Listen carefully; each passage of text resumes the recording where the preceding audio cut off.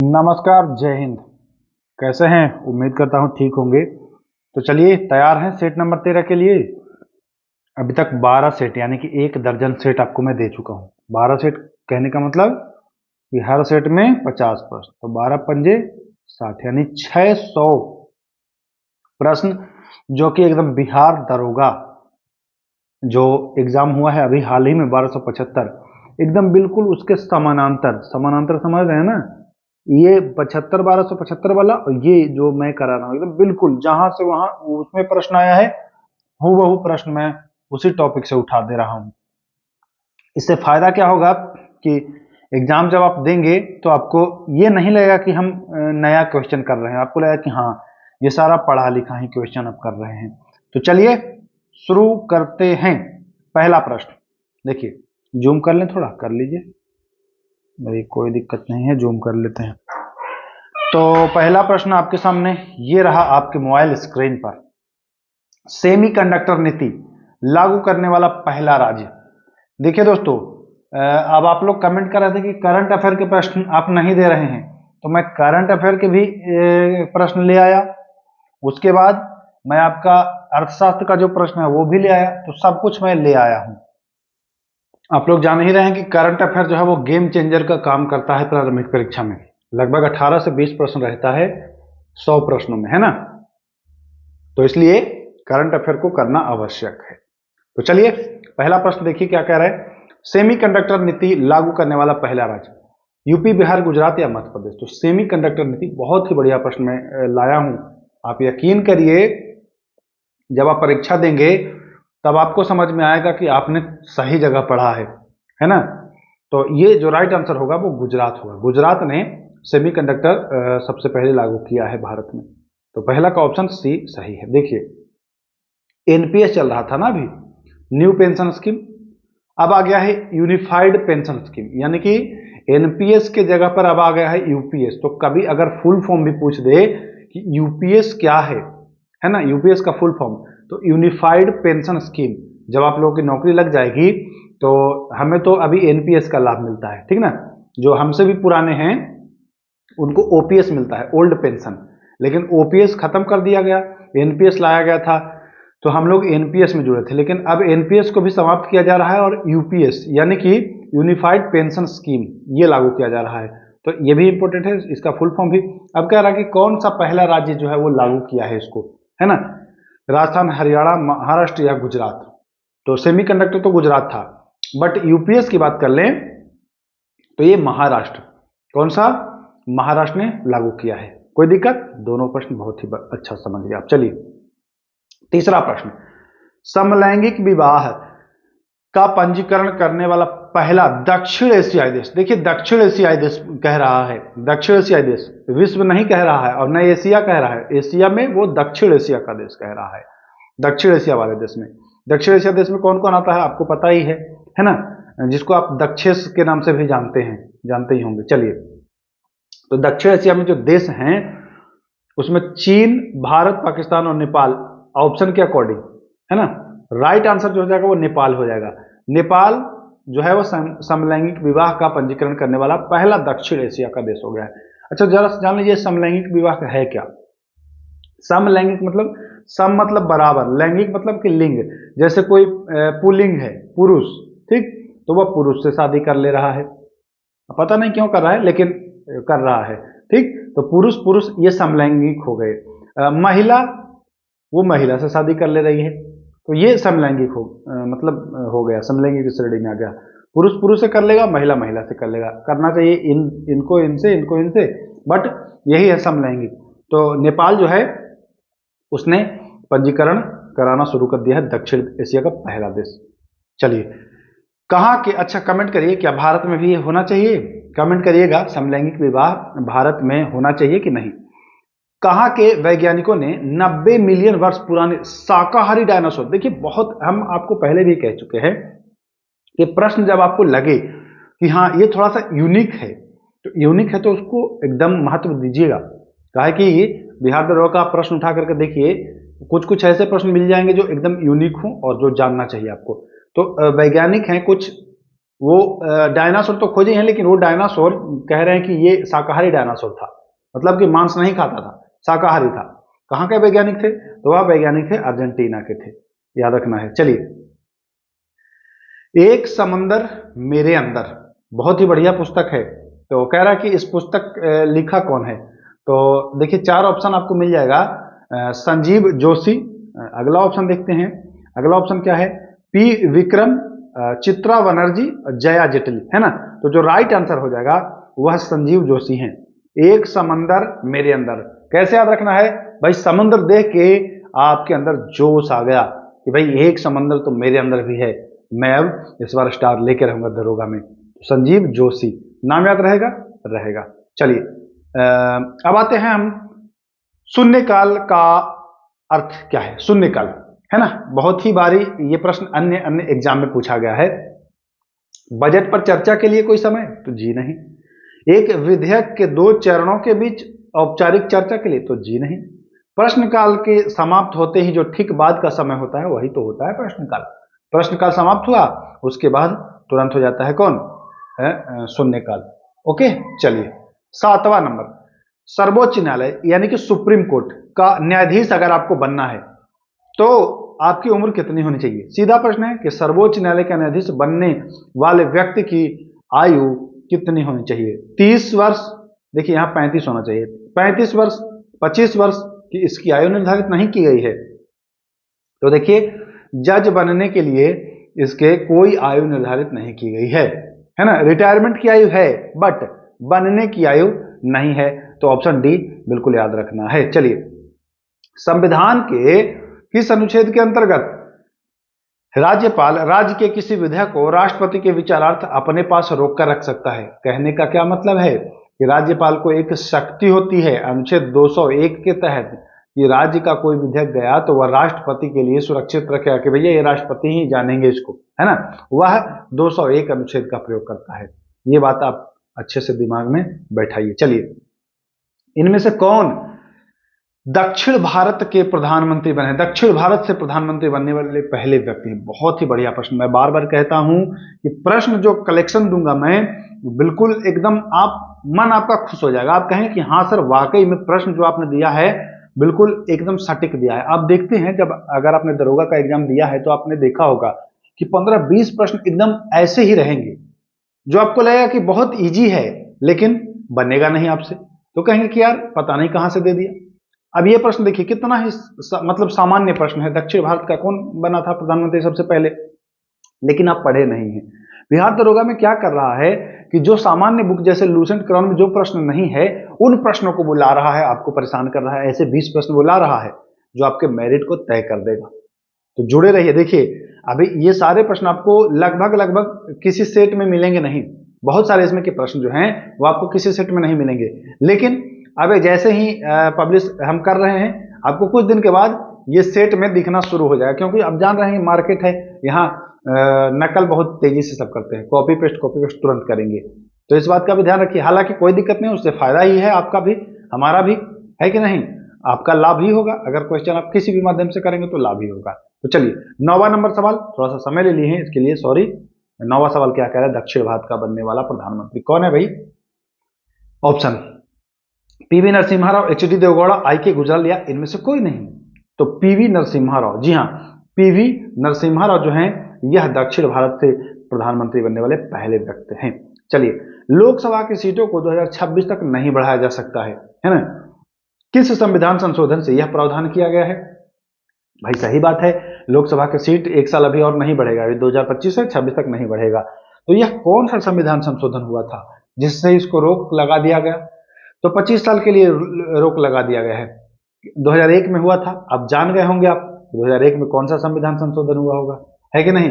2001 से 2005 25 साल के लिए तो इसको रोक लगा दिया था। 84वां संविधान संशोधन से इसको रोका गया था। ये भी आपको ध्यान में रखना है, ठीक ना। 84वां संविधान संशोधन, ओके, नोट किया गया। चलिए, संसद का 17वां, संसद का 17वां, प्रश्न को अच्छे से समझ लेना है। संसद का 17वां, है ना, तो अनुच्छेद 85, अनुच्छेद 85 या लोकसभा का 17वां पूछ दे, एक ही चीज है दोनों। चलिए, अब आते हैं हम लोग इतिहास। आर्यों का मूल स्थान तिब्बत, बताया है। इन्होंने कहा है कि आर्य जो थे वह तिब्बत से आए थे, है ना, तिब्बत से आए थे। कौन कहा है भाई? तो वह कहने वाले हैं स्वामी दयानंद। दयानंद जी इन्होंने कहा कि आर्य जो हैं, जो भारत के हैं नहीं, ये तिब्बत से आकर के बसे हैं। आर्यों को तिब्बत का बताया है दयानंद सरस्वती ने, ठीक ना। आपको याद कैसे करना है कि जब आर्यों को तिब्बत का बता रहे थे तो आपको दया नहीं आया, आप दूसरे देश का बता दिए, दया नहीं। देखिए ये बस याद करने के लिए है, इसको कोई अन्यथा मत लीजिएगा, ठीक ना। मैं किसी को ठेस नहीं पहुंचाना चाह रहा हूं। आर्यों का मूल स्थान तिब्बत, तिब्बत बताया है तो इनको दया नहीं आया, ये बता दिए कि तिब्बत का है। चलिए आगे। गोत्र का उदय हुआ।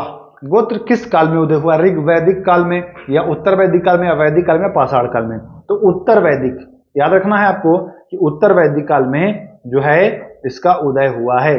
किसमें? उत्तर वैदिक काल में। ओके, चले आगे। 14 नंबर प्रश्न। प्रथम विश्व युद्ध में यूएसए यानी कि यूनाइटेड स्टेट ऑफ अमेरिका किस वर्ष दाखिल या शामिल हुआ है? पहले विश्व युद्ध की बात कर लें तो पहला विश्व युद्ध आपको पता ही है कि 1914 में शुरू हो गया था कि नहीं हो गया था? 3 साल बाद, मतलब कि 14, 15, 16 छोड़ के 17 में ये जो है वह शामिल हो जाता है प्रथम विश्व युद्ध में। ओके, प्रथम विश्व युद्ध समाप्त होता है, उसके बाद एक लीग ऑफ नेशन की स्थापना जो है वह हो जाती है। अच्छा, लीग ऑफ नेशन तो आप लोग जानते होंगे, लेकिन आप लोग को कभी अगर पूछ देता है कि राष्ट्र संघ, तो यही तो है राष्ट्र संघ, लीग ऑफ नेशन यानी कि राष्ट्र संघ, है ना, राष्ट्र संघ। तो लीग ऑफ नेशन, राष्ट्र संघ 1920 में स्थापित हुई है, याद रखना है। दोनों को मतलब बहुत बच्चे हैं, कुछ लोग पता होगा, लेकिन कुछ लोग जो इसको अलग ही मान रहे होंगे ना। League of nation Woodrow Wilson ऐसे करके उन्होंने रटा होगा, और संयुक्त राष्ट्र संघ वो फिर अलग से याद किए होंगे।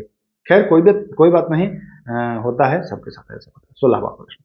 किस समिति का उद्देश्य था खून के बदले खून? भारत स्वतंत्रता में, स्वतंत्रता से पहले ही समिति जो थी, इसका ही नारा था कि खून के बदले खून, मारोगे तो मारेंगे। कौन सी समिति थी भाई? ऑप्शन है अनुशीलन समिति, अभिनव भारत, मित्र मेला, या गदर पार्टी। नहीं, गदर पार्टी नहीं है, मित्र मेला भी नहीं है। कौन है? अनुशीलन समिति। राइट आंसर ये ऑप्शन। कोई दिक्कत नहीं भाई। चलिए आगे। 17 नंबर सवाल। शिवाजी द्वारा स्थापित राज्य की आय का मुख्य स्रोत क्या है? देखिए, अब शिवाजी पढ़े हैं लेकिन ये छोड़ दिए हैं, है ना। मतलब अब मैं बता रहा हूं ना कि आप बने रहिए, एग्जाम आने तक आप एक अलग ऊर्जा महसूस करेंगे, और जो बड़े बड़े 30 मार्क खा के यहाँ पढ़ के आ रहे हैं ना, उनको टक्कर देंगे आप, परेशान मत होइए। हाँ, बस बने रहिए। शिवाजी द्वारा स्थापित राज्य की आय का मुख्य स्रोत क्या है? क्या था? जजिया, चौथ, जकात, सरदेशमुख। तो चौथ जो है वो 1/4 भाग लेते थे, है ना, आय का। तो 1/4 भाग लेते थे, तो चौथ जो है मतलब 25% आप किसी से ले रहे हैं तो ज्यादा ही ले रहे हैं, है कि नहीं। तो मुख्य स्रोत जो था वो ये था। सरदेशमुख भी आपको लग रहा होगा, लेकिन सरदेशमुख में जो लिया जाता था ना वो 1/10 भाग लिया जाता था, मतलब कि 10%, ठीक। 25% चौथ लिया जाता था, तो चौथ ज्यादा महत्वपूर्ण था, याद रखना। चले आगे। चलिए तो देखते हैं 18 नंबर। प्रथम आंग्ल मराठा युद्ध। ऑप्शन 1775-82, 1739 से 1745, सी है 1803 से 1805, डी है 1772 से 1775। तो जो राइट आंसर होगा इसका वह हो जाएगा ए, 1775 से 82, है ना। प्रथम आंग्ल मराठा युद्ध हुआ था। आगे के प्रश्न देखिए, और बढ़िया प्रश्न आपको आने वाला है, मजा आ जाएगा। कमेंट खाली करते रहिएगा। आप लोग का मैं कमेंट देखता हूं, बहुत खुशी होती है कि चलिए आप लोग कम से कम रुचि ले रहे हैं और चीजों को मतलब समझ रहे हैं कि हाँ ये बढ़िया चीज है ना। तो चलिए, इनमें से कौन शिवाजी के आध्यात्मिक मार्गदर्शन लिखा गया है, लेकिन मार्गदर्शक याद कर लीजिए, कौन ये मार्गदर्शक थे? तुकाराम, रामदास, ज्ञानेश्वर, या एकनाथ, है ना। तो जो रामदास थे, रामदास शिवाजी के आध्यात्मिक गुरु कह लीजिए, आध्यात्मिक मार्गदर्शक एक ही चीज है। बस लैंग्वेज क्वेश्चन का मैं चेंज किया, मार्गदर्शक दिया कि गुरु तो आप लोग याद करते हैं, अगर मार्गदर्शक आ जाए तो विचलित ना होइएगा एग्जाम में, है ना। मार्गदर्शक का हम भी आपका काम कर रहे हैं, तो इसीलिए विचलित ना हो जाए। राइट आंसर हो जाएगा रामदास। कोई दिक्कत नहीं भैया। चलिए देखिए, एक और प्रश्न है, अति सुंदर प्रश्न है, इसको करिएगा आप लोग। इनमें से वह मराठा संत जो संत बनने से पहले डकैत के रूप में जाने जाते थे, बहुत ही लाजवाब प्रश्न है, एकदम बता रहे हैं ना आपको कि बिहार दरोगा के लिए ही मैं प्रश्नों को डिजाइन करके ला रहा हूँ। बहुत बड़ी बड़ी किताबें छान मारता हूँ भाई साहब आप लोगों के लिए, एनसीईआरटी से लेकर के सारी किताबें छान मारता हूँ, ताकि एग्जाम में आप ना विचलित हो, एग्जाम में आप ना फंसे। नहीं फिर सारा मेहनत बेकार हो जाएगा। अगर हम सब कुछ पढ़ा दिए और फिर भी फंस गए तो बुरा लगेगा ना। इसलिए नहीं, मैं हर संभव प्रयास कर रहा हूँ, देख रहा हूँ पिछले वर्षों का प्रश्न कि कहाँ तक घुसे हो बिहार सब इंस्पेक्टर में सेट करने वाले प्रश्न, मैं उससे और घुस जा रहा हूँ और प्रश्नों को छाट करके ले आ रहा हूँ। अब ऐसा भी नहीं आपको लग रहा होगा कि बहुत जटिल जटिल प्रश्न ले आए हैं, नहीं। एग्जाम जब आप देते हैं तो आप यही चीज तो अनुभव करते हैं कि बहुत जटिल प्रश्न नहीं रहता है, लेकिन फिर भी नहीं बनता है। सेम वही कंडीशन में यहाँ पर ला रहा हूँ कि जटिल प्रश्न नहीं। अब ये बताइए जटिल है, संत बनने से पहले डकैत थे, मराठा संत, उनका नाम क्या है? तो नाम में ही नाम छिपा है। कैसे भाई? डकैत थे तो नाम ही बदले होगे, नाम बदले होगे तो नाम दो। बहुत ही इजी तरीके से आप याद कर लेंगे, कोई दिक्कत नहीं होगी। चलिए, शिमला सम्मेलन हुआ था 25 जून 1945 को। कब? 25 जून 1945 को। चलें आगे, चलिए। असहयोग आंदोलन का प्रस्ताव पारित किया गया। कब पारित किया गया? ऑप्शन जरा पढ़ लीजिए। कांग्रेस के मुंबई अधिवेशन में, कांग्रेस के कलकत्ता अधिवेशन में, कांग्रेस के नागपुर अधिवेशन में और कांग्रेस के दिल्ली अधिवेशन में। तो सही आंसर हो जाएगा नागपुर अधिवेशन, कांग्रेस के नागपुर अधिवेशन 22 का ऑप्शन नंबर सी बिल्कुल सही हो जाएगा। चलिए आगे, बहुत ही सरल प्रश्न, इजी प्रश्न। 6 अन्न भंडार घर की 2 कतार हड़प्पा के किस स्थल से मिला है? 6 अन्न भंडार की 2 कतार है ना, 6 अन्न भंडार घर, मतलब कि देखिए समझिएगा, यह है ना 1 2 3 4 5 6, 2 कतार मिला है ऐसे। कहां में मिला है भाई? कहां में मिला है? 4 ऑप्शन आपके सामने है, मोहनजोदड़ो, लोथल, हड़प्पा, कालीबंगन। तो एक नहीं मिला है, एक हड़प भी जाओगे तो दूसरा बचेगा। तो कहां में? हड़प्पा में मिला है। कोई दिक्कत नहीं भैया, बहुत अच्छे से समझ गए। किसने चैतन्य की जीवनी लिखी? चैतन्य की जीवनी लिखने वाले हैं संत त्यागराज कृष्ण। कौन? संत त्यागराज कृष्ण, यानी कि ऑप्शन नंबर सी सही है। चलिए आगे। 25 निम्न में से किसको सह्याद्री पर्वतमाला भी कहा जाता है? बहुत ही सामान्य प्रश्न। पश्चिमी घाट को सह्याद्री पर्वतमाला के भी नाम से आप जानते हैं। कहलगांव विद्युत केंद्र भारत के किस राज्य में है? तो कहलगांव जो है वह आपके ही कहां में है? बिहार में। जी हाँ, कहलगांव आपके ही बिहार में है, बिहार में है, याद रखिएगा। ऑप्शन नंबर ए बिल्कुल सही हो जा रहा है। चलिए आगे, चले आगे। चलिए तो 27वां, मानव शरीर में रक्त शुद्धिकरण की प्रक्रिया को कहते हैं। अच्छा, पिछली वीडियो में मैंने बताया था शायद कि रक्त शुद्धिकरण के लिए फेफड़ा, तो बहुत सारे लोग किडनी किडनी किडनी नहीं है भाई। शुद्ध रक्त आप किसको समझ रहे हैं? शुद्ध रक्त आप जिसमें ऑक्सीजन जा रहा है वो शुद्ध रक्त है, ना कि यूरिया छानने के लिए वो किडनी ले रहा है, वो शुद्ध नहीं मानेंगे आप। वो तो शुद्ध होने के बाद जा रहा है, उसमें से तो यूरिया का फिल्टर कर रहा है वो, है ना। बाकी किडनी बाद का प्रोसेस है, आपका जो मेन प्रोसेस है वह है ऑक्सीजन दे करके आपके शरीर में जाएगा, वो शुद्ध होगा ना। कि कार्बन डाइऑक्साइड वाला पूरे शरीर में फैल जाएगा, वो शुद्ध होगा। तो इसको दूर कर लीजिए कंफ्यूजन। एनसीईआरटी का ये प्रश्न है, मैं अपने मन से नहीं लाया हूं। चलिए, मानव शरीर में रक्त के शुद्धिकरण की प्रक्रिया को क्या कहते हैं? तो आप लोग जानते होंगे, नहीं जानते हैं तो ऑप्शन में देता हूं, डायलिसिस, हेमोलाइसिस, ऑस्मोसिस या पैरालाइसिस। तो पैरालाइसिस नहीं होता है, ये जान लेते हैं। ऑस्मोसिस भी नहीं होता है, हेमोलाइसिस भी नहीं होता, डायलिसिस होता है। जिसका किडनी खराब हो जाता है तो किडनी में जो रक्त को फिल्टर किडनी जैसे कि कर रहा है, यूरिया वगैरह निकाल रहा है ना अपशिष्ट जो पदार्थ, तो वो नहीं हो पाता है, डायलिसिस करके उसको अलग किया जाता है। तो यहाँ पर आंसर होगा किडनी का डायलिसिस, ये ध्यान देना है। और वो जो मैं पूछा था वो था फेफड़ा था, वहां रक्त शुद्ध कर रहा था ऑक्सीजन मिला करके, ना कि यूरिया निकाल करके। इस बात को भी आपको समझना है। एबी रक्त समूह है जिसमें, एबी कैसा है भाई, क्या है एबी रक्त समूह में? एंटीजन नहीं रहता है, देख लेते हैं। एंटीबॉडी नहीं रहता है, एंटीजन और एंटीबॉडी कुछ नहीं रहता है, एंटीजन और एंटीबॉडी दोनों रहता है। तो एबी, एबी जो है इसमें एंटीजन भी होगा और एंटीबॉडी भी होगा, ऐसा लग रहा है? नहीं, एबी जो है ना वह सर्वग्राही है। तो जब सर्वग्राही है तो उसमें कोई एंटीबॉडी नहीं होगा। एंटीबॉडी अगर होगा तो दूसरे जैसे समझिएगा, यहां पर एबी क्या है? ए बी सर्वग्राही है, सबका खून आप ले सकते हैं, और ओ जो है वह सबका खून दे सकते हैं। तो ए बी में एंटीबॉडी अगर रहेगा तो भाई दूसरे का एंटीबॉडी इसको आकर के मार देगा कि नहीं, इसीलिए इसमें एंटीबॉडी है ही नहीं, तो भैया कोई भी दीजिए, मरने का इसको डर नहीं है, ये सब स्वीकार कर लेता है, तो इसके अंदर एंटीबॉडी नहीं होता है ए बी वाले में। ओके, कोई दिक्कत नहीं, बहुत अच्छे से समझ गए।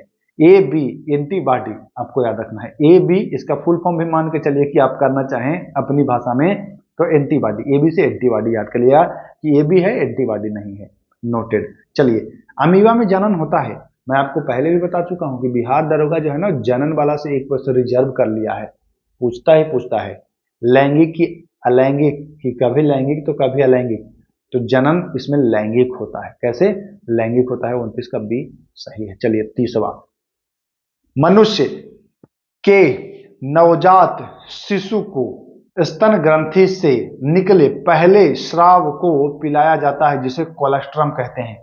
यह भी एक प्रश्न पूछ दिया था कि मनुष्य को जो पहला दूध पिलाया जाता है उसको क्या कहते हैं, तो कोलेस्ट्रम कहते हैं। कोलेस्ट्रम क्या प्रदान करता है? इसको एडवांस लेवल का बनाया गया है कि भैया कोलेस्ट्रम पिलाते तो हैं, जैसे कि जिसका बच्चा होता है औरत का, तो वो पहला दूध वो बच्चे को पिलाएगी, उसी को पिलाते हैं ना, उसी को कोलेस्ट्रम कहते हैं। कोलेस्ट्रम क्या है? विकास के लिए आवश्यक तत्व मिलता है बच्चों को, विकास के लिए पोषण मिलता है, रोग प्रतिरोधक शक्ति आती है, या इनमें से कोई नहीं। तो बच्चों में रोग प्रतिरोधक शक्ति आती है इसको पीने से। बच्चे रहे होंगे तो आप लोग भी पिए होंगे, है ना, तो सब कोई पीता है, जिसका माता जी अगर हैं तो बच्चा होता है तो वो दूध पिलाया जाता है। चलिए, गर्भ निरोधक दवाई के रूप में किस हार्मोन की गोलियां खाई जाती है? गर्भ निरोधक मतलब का, गर्भ निरोधक मतलब समझ ही रहे होंगे, चलिए मैं फिर भी बता देता हूं। गर्भ निरोधक मतलब कि अगर आपने शारीरिक संबंध बनाया, आप चाह रहे हैं कि शारीरिक संबंध बनाए लेकिन जो है प्रेगनेंसी ना हो, तो उसके लिए गर्भ निरोधक गोलियां का इस्तेमाल किया जाता है महिलाओं के द्वारा, है ना। तो वो किस हार्मोन की गोली होती है? बहुत ही बढ़िया प्रश्न है, एग्जाम में आपको पूछ, देखिए सर पढ़ाई में मत शर्माइएगा, अगर आपको लगा कि हाँ सर शर्माएंगे, वहीं से प्रश्न पूछ देगा। बिहार बीपीएससी में पूछा था कि फीमेल सेक्स हार्मोन, सुनने में तो लग रहा है ऑकवर्ड टाइप की, है ना, लेकिन भाई प्रश्न तो पूछ रहा है तो आपको जानना है ना, और ये सब जानना है, आपके शरीर के बारे में ही है तो आपको जानना तो पड़ेगा ही। तो एस्ट्रोजन सही जवाब हो जाएगा इसका, क्या हो जाएगा? एस्ट्रोजन। ऑप्शन 4 है कार्टिसोल, टेस्टोस्टेरॉन, एक और है ऑप्शन देखिए, हाँ सेल डास्ट्रो, ठीक ना, स्ट्रोन है ये भी, स्ट्रोन नहीं। चलिए, ऑप्शन ए सही हो जाएगा, इसमें कोई घबराने वाली बात नहीं। चलिए, 32 नंबर, इनमें से कौन सा रोग प्रोटोजोआ जनित नहीं है? मतलब कि 3 प्रोटोजोआ से है, 1 प्रोटोजोआ से नहीं है। मलेरिया, पायरिया, कालाजार, तीनों प्रोटोजोआ से होता है। इन्फ्लुएंजा जो है वो प्रोटोजोआ से नहीं होता है। तो 32 का डी बिल्कुल सही आंसर। अच्छा, जरा कमेंट करिए, इन्फ्लुएंजा वायरस से होता है कि जीवाणु से होता है? 2 ही ऑप्शन में दे रहा हूं, बैक्टीरिया या वायरस, है ना। चलिए, प्रोटीन का मुख्यतः पाचन होता है, प्रोटीन का मुख्यतः जो पाचन होता है वह होता है अमाशय में। कहाँ होता है? अमाशय में। अच्छा प्रश्न है। चलिए, इंसुलिन के अतिस्राव से रक्त में ग्लूकोज की मात्रा कम जाती है। इंसुलिन के अतिस्राव से रक्त में, खून में ग्लूकोज की मात्रा जो है वह कम जाती है। इससे कौन सा रोग होता है ना। तो 4 ऑप्शन है, मधुमेह, हाइपोग्लाइसीमिया, दस्त और बवासीर। तो जब ग्लूकोज की मात्रा बढ़ जाएगी, ठीक ना, बढ़ जाएगी तो मधुमेह होगा। लेकिन यहां पर आप देख रहे हैं कि ग्लूकोज की मात्रा कह रहा है कि कम जा रहा है भाई, इंसुलिन का अतिस्राव होगा तो ग्लूकोज की मात्रा कम जाएगा और आपको हो जाएगा हाइपोग्लाइसीमिया, जिसे भी कमेगा उससे हो जाएगा हाइपोग्लाइसीमिया। अगर बढ़ जाएगा तो मधुमेह, है ना। चलिए, 35 नंबर सवाल, जब बजट प्राप्तियां बजट व्यय से अधिक हो जाती है तो कहलाता है? बजट प्राप्तियां जो है वह बजट व्यय से अधिक हो जाता है तो वह कहलाएगा, अधिक हो रहा है तो अधिशेष बजट कह देंगे। क्या कह देंगे? अधिशेष बजट। चले आगे, चलिए भैया 36वां प्रश्न क्या कह रहा है देखते हैं। हम लोग धीरे धीरे लक्ष्य की ओर पहुंच रहे हैं। 36वां, चाय बोर्ड की स्थापना कब की गई थी? 53, 54, 42, 1953, 54, 42, 44। तो वर्ष 1954 में चाय बोर्ड की स्थापना करी गई थी। अभी हाल ही में बिहार में मखाना बोर्ड स्थापित होगा, ये भी इंपॉर्टेंट हो जाएगा, याद रखना है आपको। चलिए, मुद्रास्फीति कहलाता है, जरा जान लीजिए मुद्रास्फीति क्या है। कीमत स्तर में वृद्धि होती है तथा मुद्रा का मूल्य गिर जाता है। जी हाँ, कीमत स्तर में वृद्धि होती है और मुद्रा का मूल्य गिर जाता है। इंपॉर्टेंट प्रश्न, ध्यान रखना। चलिए 38 नंबर, अनॉक्सी शोषण की प्रक्रिया में अंतिम उत्पाद के रूप में बनता है। देखिए बहुत ही जबरदस्त प्रश्न है, इसको स्टार लगा लीजिए, नोट कर लीजिए। अनॉक्सी शोषण का अंतिम उत्पाद पायरुविक अम्ल होता है। क्या होता है? पायरुविक अम्ल। बहुत ही अच्छा प्रश्न है, बहुत ही बढ़िया शानदार प्रश्न है। जो बच्चा पहले एग्जाम दिया होगा उसको लग रहा होगा कि हाँ सर, मतलब एकदम प्रश्न है तो प्रश्न है, शानदार प्रश्न है, ऊट पटांग नहीं कुछ भी। सारे प्रश्न मैं बता रहा हूं दिख जाएंगे आपको, दरोगा में दिख जाएंगे। कोई ना कोई शिफ्ट में आपको एक आध प्रश्न मिल ही जाएगा, चाहे प्रारंभिक परीक्षा में मिल जाए, चाहे मुख्य परीक्षा में मिल जाए, चाहे एक्साइज का आ जाए, चाहे कुछ का आ जाए, अभी एसआई का जो भी आएगा आना ही आना है। मतलब लाजवाब प्रश्न मैं लेकर के आया। लार में उपस्थित वह एंजाइम जो जटिल अणु को शर्करा में खंडित कर देता है। लार में उपस्थित वह एंजाइम जो जटिल अणु को शर्करा में खंडित कर देता है, वह आपका एमाइलेज हो जाएगा। कहीं कहीं पर आपको टाइलिन भी मिल जाएगा इसका, है ना। बाकी याद रखिएगा एमाइलेज, ठीक। कहीं कहीं आपको टाइलिन मिल जाएगी, जैसे नेट पर तो टाइलिन ही दिखा रहा है। तो हालांकि एग्जाम में दोनों ऑप्शन नहीं आएगा, बट अगर आ जाता है तो एमाइलेज लगा सकते हैं आप, कोई दिक्कत नहीं है। चलिए, देश का पहला एआईसीटी बनेगा। करंट अफेयर के मैं 5 ही प्रश्न शुरू में दिया था, एक आध प्रश्न और आपको मैं दे रहा हूं। तो देश का पहला एआईसीटी कौन बनेगा? ऑप्शन है लखनऊ, बी ऑप्शन है दिल्ली, मुंबई, पटना। तो लखनऊ, कहां? लखनऊ जो है वह देश का पहला एआईसीटी बनने जा रहा है या बनेगा। चलिए 41 नंबर, महतारी वंदन योजना किस राज्य सरकार के द्वारा चलाया गया है? महतारी वंदन योजना। तो महतारी वंदन जो योजना है, योजना से प्रश्न आता है ना, छत्तीसगढ़ याद रखिएगा। चलिए, 85वें ग्रैंड मास्टर कौन बने हैं? भारत के ही हैं ये, नाम भी याद रखना है। भारत के 85वें ग्रैंड मास्टर जो हैं वह कौन बने हैं? पी श्याम निखिल। कौन? पी श्याम निखिल, याद रखना है। 43, 55वां भारतीय अंतर्राष्ट्रीय फिल्म महोत्सव 2024 का आयोजन कहां में हुआ? 55वां भारतीय अंतर्राष्ट्रीय फिल्म महोत्सव का जो आयोजन है वह आपके गोवा में हुआ है। गोवा गए हैं कभी? नहीं गए हैं, नौकरी के बाद सोचे हैं सर जाने के लिए, यही सोच रहे हैं ना, बिल्कुल जाइएगा। वर्ष 2025 में प्रवासी भारतीय सम्मान पुरस्कार किसे दिया गया? इसी वर्ष की बात है, इसी वर्ष की बात है। तो किसे दिया गया है? तो ऑप्शन है क्रिस्टलीना।